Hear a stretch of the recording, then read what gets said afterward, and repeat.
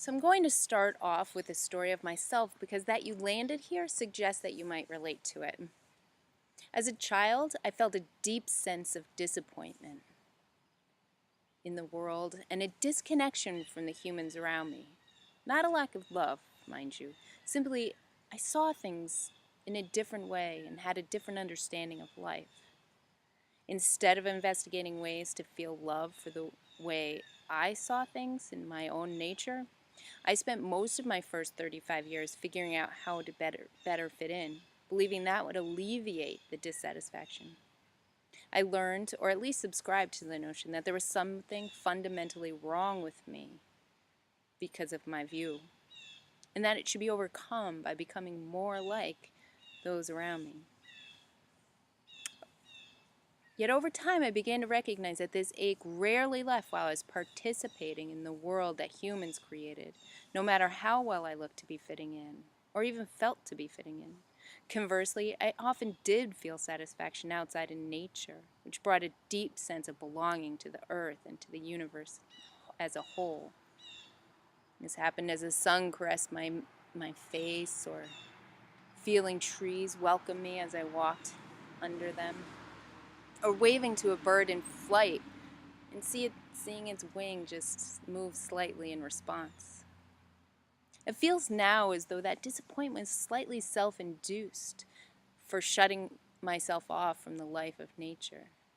The longing in my soul was requesting for me to interact with all living beings, trees, plants, domestic and wild animals.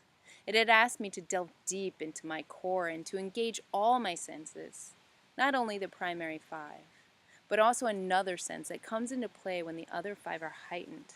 I call it wild sense, or ancient self.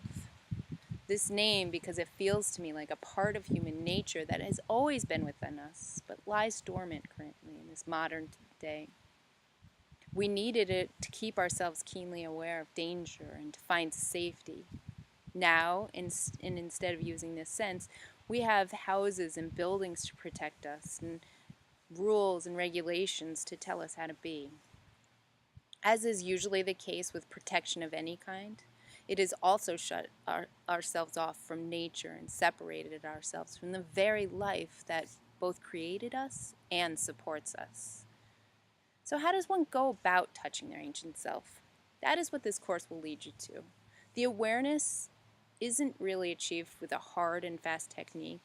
Ultimately, it happens on its own. Yet there are things to do that will prepare you to become more open to allowing it. I've come up with 5 suggestions that have worked in my life, and those will come to you as an email so that you can do them in your own time and in your own way. Thank you for coming along on this ride to visit and embrace your ancient self, which will allow your soul to be true to its nature. It allows your soul to express itself as nature. That's the greatest gift you can give to both yourself and to the whole. So go, express yourself, be your soul, find and reclaim your ancient self.